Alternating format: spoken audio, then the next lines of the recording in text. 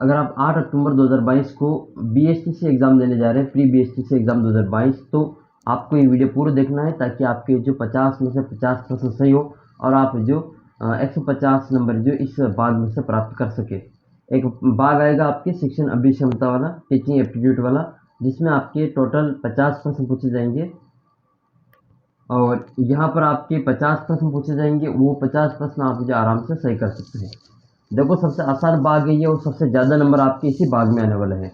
जो शिक्षण अभिवृत्ति वाला, इनकी टीचिंग जो एप्टीट्यूड वाला भाग होता है, उसके सबसे ज़्यादा नंबर मिलते हैं सबको, क्योंकि इसमें आप कोई सा भी आंसर करेंगे, 2 आंसर तो इसमें आपको वरीयता के अनुसार बनने हैं, यानी कि इसमें जो सबसे अच्छा आंसर उसका 3 नंबर मिलेगा, उससे थोड़ा कमज़ोर पे 2 नंबर, उससे कमज़ोर पे 1 और सबसे गलत आंसर पे आपको 0 नंबर मिलेगा। तो यानी कि एक उत्तर तो आपका 4 में से 1 तो ऐसा होगा जो बिल्कुल ही गलत होगा, देखते ही आपको पता चल जाएगा। तो वो तो आपके करना नहीं है, आपको फिर 3, 2, 1 में से चुनना है। तो जो बेस्ट आंसर होगा उसके आपके 3 नंबर मिलेंगे, उससे थोड़ा कमज़ोर होगा तो उसके 2 नंबर, और जो सबसे कमज़ोर होगा उसका 1 नंबर मिलेगा। तो आइए, इस प्रकार से आपको इसमें थोड़ा सा ध्यान रखना है। इसके अलावा आपको कुछ बातों का ध्यान रखना है इन प्रश्नों को करते समय। एक तो आप जो बच्चे को आप जब भी ये प्रश्न करें, ऐसा अपने खुद को एक टीचर मान लें और टीचर के अनुसार जो अपने को अपने जवाब इसमें लिखने हैं, और बच्चे को केंद्र में मानकर सब कुछ अपने बच्चे को ही आसपास सेंटर में रख के हमारे को इसमें आंसर करने होते हैं।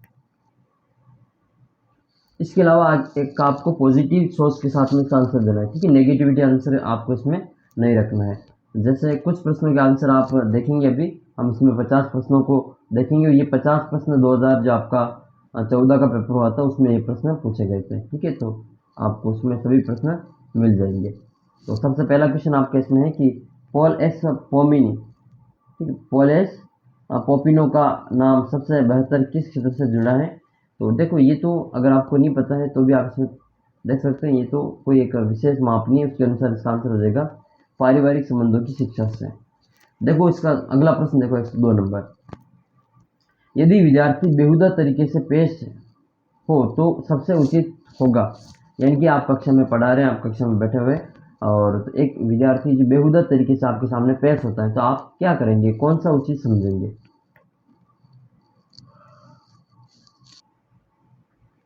तो इसका ऑप्शन देखते हैं हम इसमें कि उसको लज्जित करेंगे, उसको उपहास का अपराध का उपहास कराना, और उन पर क्रोध करना, उसको दंडित करना। देखो, इसमें से एक जो प्रश्न है वो तो ऑप्शन है वो बिल्कुल ही गलत है, कि उसका आपको जो उसको दंडित करना। आप ये 3 जिसमें करेंगे तो इससे आपको कुछ न कुछ आंसर मिलेगा, लेकिन जो भी वो जो आपके साथ व्यवहार कर रहा है उसका आप उसको एहसास कराएं, तो आप जो उसको उचित तरीके से समझा पाएंगे। तो ये बी वाला ऑप्शन है उसमें सबसे अच्छा होगा। इसके बाद में लज्जित करना और क्रोध करना, ये ठीक है। दंड तो हम बच्चों को दे ही नहीं सकते इसमें, ठीक है। आपको विशेष ध्यान रखना है कि आरटी के अनुसार बच्चों को दंडित तो करना ही अपराध के बराबर हो जाएगा, तो ये तो बिल्कुल ही गलत होगी। तो आंसर इन तीनों में से एक था, जो सबसे अच्छा आंसर है वो बी वाला ऑप्शन है। इसके आपके 3 नंबर मिलेंगे। अगला प्रश्न देखो, वर्तमान में स्कूल पूरा नहीं कर पा रहे। क्या पूरा नहीं कर पा रहे? बच्चों में प्रेम और बंधुत्व की भावना का विकास, नैतिक मूल्यों का विकास, और वित्तीय उन्नति में दक्षता हासिल करने का गुण, और परीक्षा की तैयारी। तो इनमें से बच्चे जो स्कूल है वो क्या नहीं पूरा कर पा रहे? नैतिक मूल्यों का विकास, ये जो पूरा नहीं कर पा रहे हैं। 104 नंबर क्वेश्चन, एक शिक्षक का मुख्य कार्य क्या होता है? एक शिक्षक का मुख्य कार्य होता है अच्छे नागरिक तैयार करना। तो सी वाले इसमें करेक्ट आंसर हो जाएगा। देखो, इसमें कुछ आंसर है जो बिल्कुल ही गलत लगेंगे। जैसे इसका आप पहला देखेंगे, स्कूल में राजनीति करना, ये बिल्कुल ही गलत है। तो अगर आप ये टिक करते हैं इसका आपको 0 नंबर मिलेगा। बाकी ये 3 है, ये फिर इसके बाद में ज्ञान बढ़ाना, ज्ञान को बढ़ाना 2 है, और फिर इसके बाद में जाएगा, ठीक है। इस प्रकार से आपको नंबर मिलेंगे। अगला प्रश्न 105 नंबर प्रश्न है कि एक शिक्षक का कक्षा में अपने विद्यार्थियों के प्रति कैसा व्यवहार होना चाहिए। देखो, सभी आपको थोड़ा सा पॉजिटिविटी सोच के जो आंसर करेंगे तो आपको जो पूरे में से पूरे नंबर मिलेंगे। तो पहला ऑप्शन इसमें कि एक शिक्षक का कक्षा में अपने विद्यार्थी के प्रति कैसा व्यवहार होना चाहिए। तो ये आप खुद, जैसे मान लो शिक्षक है, तो आपका व्यवहार कक्षा के विद्यार्थियों के प्रति कैसा होना चाहिए, आप उसमें जो देखेंगे। तो उसको मेधावी छात्रों पर ज़्यादा ध्यान देना चाहिए, भेदभावपूर्ण, उसको कमज़ोर विद्यार्थियों पर ज़्यादा ध्यान देना चाहिए और सभी विद्यार्थियों पर बराबर ध्यान देना चाहिए। देखो 4 में से एक तो बिल्कुल ही गलत है, ये भेदभावपूर्ण वाला ये तो बिल्कुल ही गलत है। फिर इन 3 में से कोई से भी आंसर देंगे आपका नंबर मिलेगा। तो सबसे बेस्ट आंसर कौन सा है, आपको वो चुनना है। तो 105 का जो सबसे बेस्ट आंसर है वो सी हो जाएगा। कक्षा के जो कमज़ोर विद्यार्थी है, कमज़ोर विद्यार्थियों पर जो हम इसमें ध्यान देना चाहिए। बाकी सभी पर बराबर ध्यान देना तो ये संभव नहीं है, सभी पर बराबर ध्यान देना। तो जो कमज़ोर है उस पर भी जो ध्यान थोड़ा ज़्यादा देना चाहिए ताकि उसको भी लेवल बराबर में लाया जा सके। 106 नंबर है कि विद्यार्थियों के बार बार अनुत्तीर्ण होने पर आप, एक विद्यार्थी बार बार उत्तीर्ण हो रहा है, मतलब अनुत्तीर्ण होना, फेल हो रहा है, तो आप क्या करेंगे। तो देखो उसके 4 में से एक ऑप्शन तो बिल्कुल ही गलत है, सेकंड वाला कि मजाक उड़ाएंगे, आप टीचर होकर ऐसा काम करेंगे तो आपको शोभा नहीं देगा ये कार्य। ये तो आंसर इसका बिल्कुल ही गलत है। फिर इसका जो ऑप्शन है वो देखते हैं, विभिन्न विषयों पर उसकी आवश्यकता अनुसार मार्गदर्शन, ये ठीक है। उसको घर बुलाकर कुछ काम करने की सलाह देंगे, ये थोड़ा सा ठीक नहीं है। प्राइवेट विद्यार्थी बनकर परीक्षा देने की सलाह देंगे, ये भी थोड़ा सा अच्छा नहीं है। लेकिन उसको विषय के अनुसार मार्गदर्शन देंगे, ये ठीक है। फिर आपके अगला प्रश्न है, कौन सा सामाजिक गुण एक शिक्षक का मान बढ़ाता है। तो शिक्षक का कार्य सबकी समाज की सेवा करना, ये शिक्षक का जो कार्य होता है। तो विद्यार्थियों के लिए कैंप तैयार का आयोजन, कविता पाठन, साहित्यिक गतिविधियाँ और सामुदायिक सेवा। तो शिक्षक का जो सामाजिक गुण उसमें आपको सामुदायिक सेवा करनी होगी। करेक्ट आंसर इसका सामुदायिक सेवा। आपके विचार में सरकार द्वारा जो प्रायोजित पेड़ लगाओ अभियान है वो कैसा है, आपको बताना है। सरकार विभिन्न प्रकार के कार्यक्रम चलाती है स्कूलों में, तो वो आपकी नज़र में कैसे है इसके बारे में पूछा है। तो ये किसी काम के नहीं है, तो ये तो बिल्कुल ही गलत हो गया कि सरकार जो पेड़ों को बढ़ावा देने के लिए अभियान शुरू करी तो ऐसा हम करेंगे तो बिल्कुल ही गलत हो जाएगा। ये तो 108 का ये तो आंसर नहीं होगा। केवल सुंदरता बढ़ाने के लिए, पैसा कमाने के लिए आवश्यक है, तो ये कार्य सभी आवश्यक होते हैं समाज को दिशा निर्देश देने के लिए। 109 नंबर प्रश्न आपके सामने कि एक कारगर और सफल नेतृत्व का क्या आधार होना चाहिए। कारगर और सफल नेतृत्व का आधार ये होना चाहिए कि वो पूरे समूह का कल्याण कर सके। अगर आप जो लीडर हैं तो आपके लीडर में ये गुण होना चाहिए, वो पूरे जो ग्रुप है उसका कल्याण कर सके। आपको एक कार्यक्रम में मुख्य अतिथि बनाया गया है, आप क्या करेंगे। तो मुख्य अतिथि आपको जो बनाए गए हैं तो आप देर से पहुंचकर माफ़ी मांगेंगे तो ठीक नहीं है। समय पर पहुंचेंगे, देर से पहुंचकर गर्व महसूस करेंगे तो बिल्कुल ही गलत है। और समय से पहले पहुंचेंगे तो ये भी ठीक नहीं है। लेकिन समय पर पहुंचेंगे ये थोड़ा सा अच्छा है, जिस समय आपको बुलाया गया उस समय पे पहुंचिए।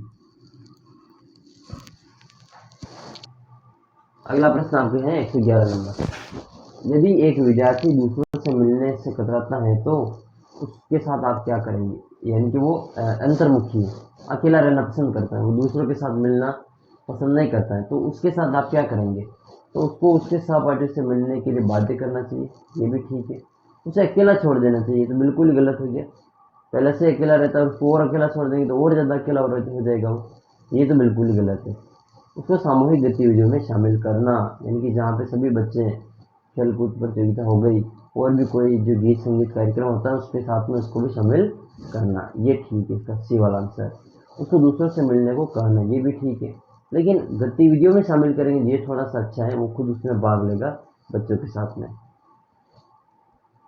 आप भगवान की पूजा करते हैं, क्योंकि भगवान की पूजा आप क्यों करते हैं, उसका क्या कारण है। इसके ऑप्शन आपके देख सकते हैं इसमें। आपको भगवान का डर है, आपके दोस्त ऐसा करने के लिए कहते हैं, आपको आंतरिक शक्ति मिलती है, आपके घर में भक्तिमय वातावरण होता है। तो देखो सी और डी थोड़ा बहुत ठीक है, ठीक है। तो सी वाला इसमें बिल्कुल अच्छा हो जाएगा, आपको आंतरिक शक्ति मिलती है। हम ईश्वर की पूजा क्यों करते हैं, ताकि उसको हमको इंटरनल एनर्जी मोटिवेशन मिलता है। 113 नंबर है, बच्चे के लड़ाकू स्वभाव को सुधारने का सबसे कारगर तरीका क्या है। जो बच्चा लड़ाई करता है उसका सुधारने का जो तरीका है वो क्या है। तो देखो उसकी उपेक्षा करना तो बिल्कुल ही गलत है। उसको अलग रखना चाहिए, ये भी ठीक है। उसके ऐसे व्यवहार के कारणों की जांच करना सबसे बड़े। जब भी ऐसा प्रश्न आ जाए जहाँ पे कारणों की जांच आ जाए वो अपना आंसर हो जाएगा। तो सी वाला आंसर इसमें सबसे बेस्ट आंसर है। उसके ऐसे व्यवहार के कारणों की जांच करने के वो लड़ाकू स्वभाव का क्यों है।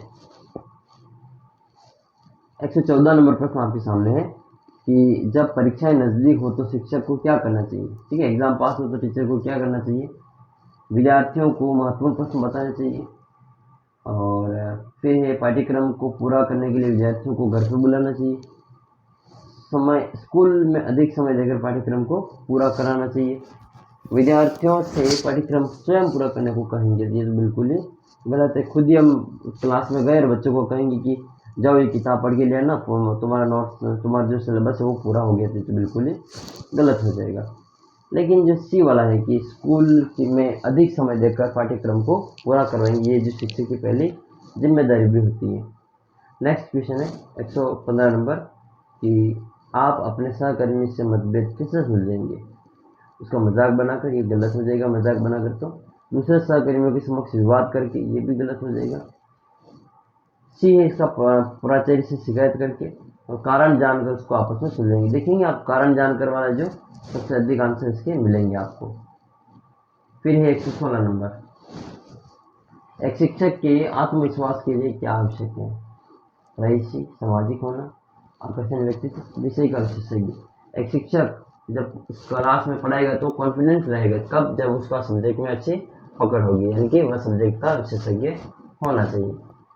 अगला प्रश्न है आपके 117 नंबर, सभी शिक्षकों को स्कूल में निर्धारित समय पर होना चाहिए क्योंकि सभी शिक्षकों को स्कूल में निर्धारित समय पर क्यों होना चाहिए। क्या कारण है कि सभी टीचर जो समय पर आते हैं, तो इससे विद्यार्थी बेपरवाह हो जाएंगे। तो बिल्कुल ही गलत हो गया है, बेपरवाह थोड़ी हो जाएंगे। स्कूल में टीचर को देख के बच्चे सीखेंगे कि जब अपने गुरु जी हैं वो भी समय पे आते हैं तो हम भी समय पे स्कूल जाएं। इससे विद्यार्थी भी समय पर रहेंगे, ये ठीक है, ये ठीक है। विद्यार्थियों को समय के महत्व ज्ञान होगा, ये भी ठीक है।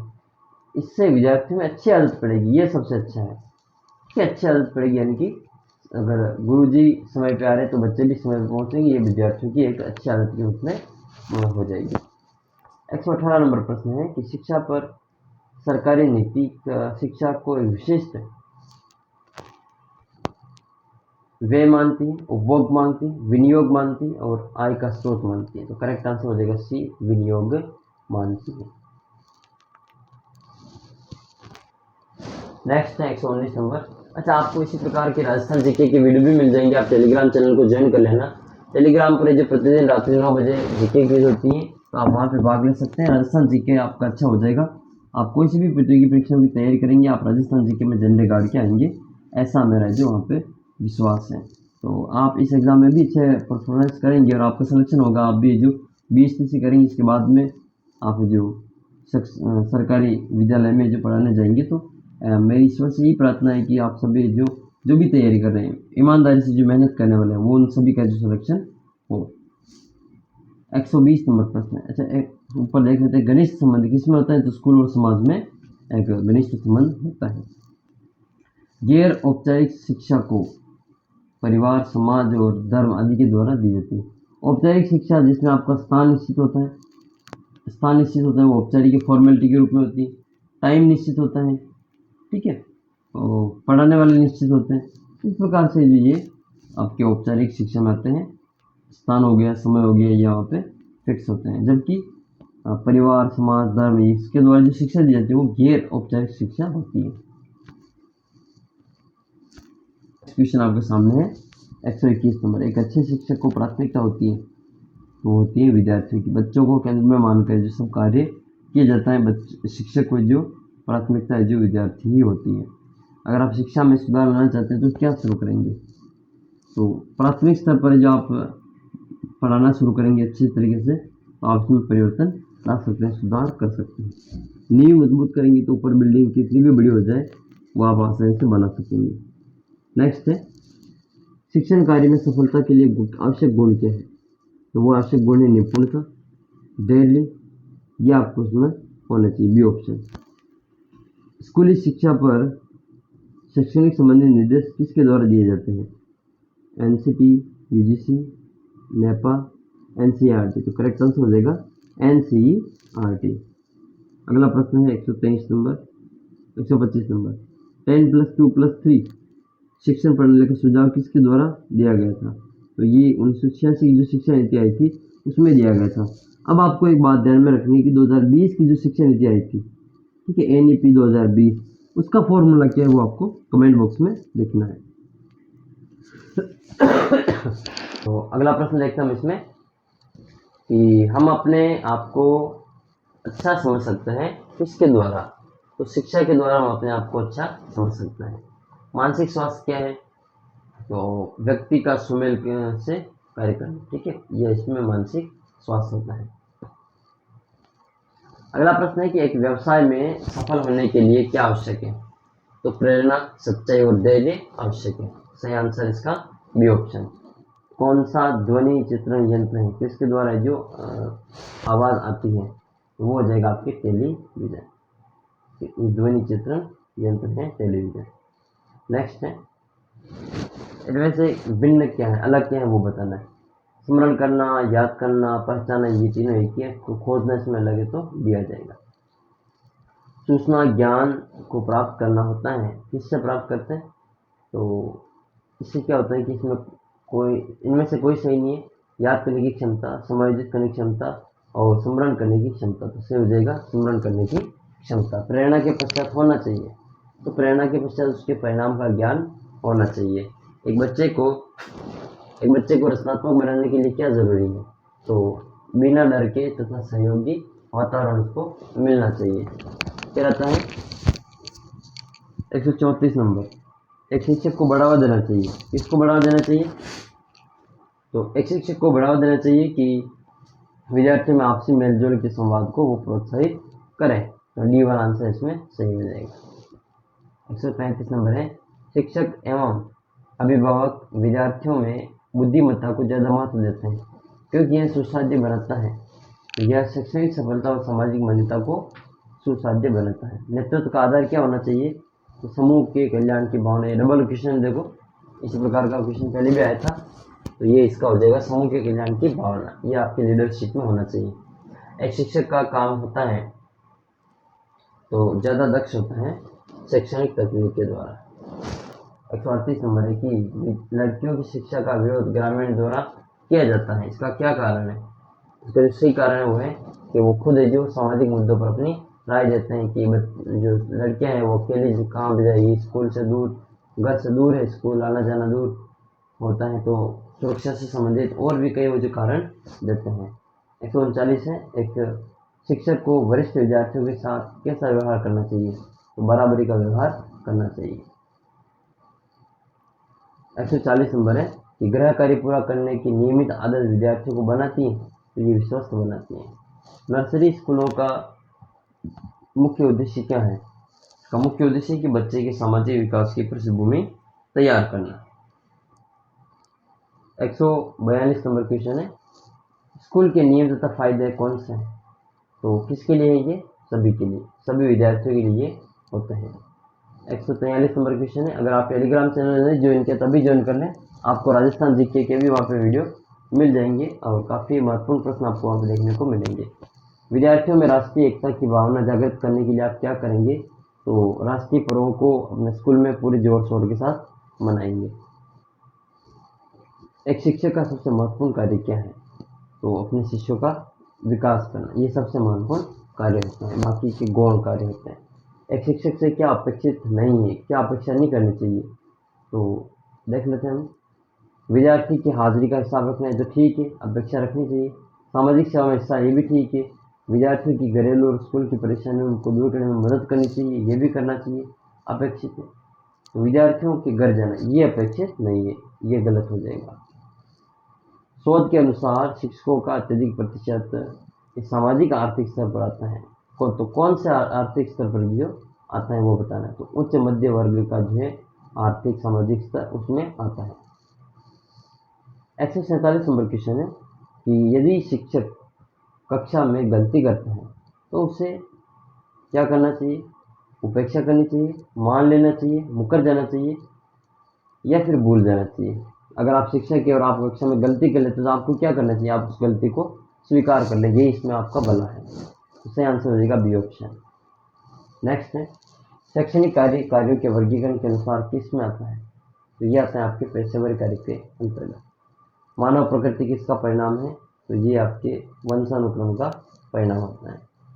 आप शिक्षण कार्य में जाना चाहते हैं क्योंकि आप टीचिंग लाइन में क्यों आना चाहते हैं, इसका क्या कारण है, आप जिस टीचर क्यों बनना चाहते हैं इसका कारण बताना है। जैसे कोई भी नहीं है तो गलत हो जाएगा, बिल्कुल ही गलत है। समय गुजारना है, ये ठीक नहीं है। आपको शिक्षण से प्यार है, ये वाला देखो इतना अच्छा आंसर इसमें देखा जा सकता है। इस प्रकार से आप जो 150 नंबर की परीक्षा है ये मतलब इसका भाग है ये, इसमें से आप आराम से जो 130 135 नंबर ला सकते हैं। चाहे तो आप जिसमें 140 नंबर 145 नंबर भी ला सकते हैं, ऐसा इसमें कोई जो आपको गणना नहीं करनी है। सबसे आसान भाग है और आराम से आप उसमें कर सकते हैं। तो ये वीडियो आपको कैसा लगा कमेंट करके ज़रूर बताना, और लाइक का बटन आप दबाते जाना।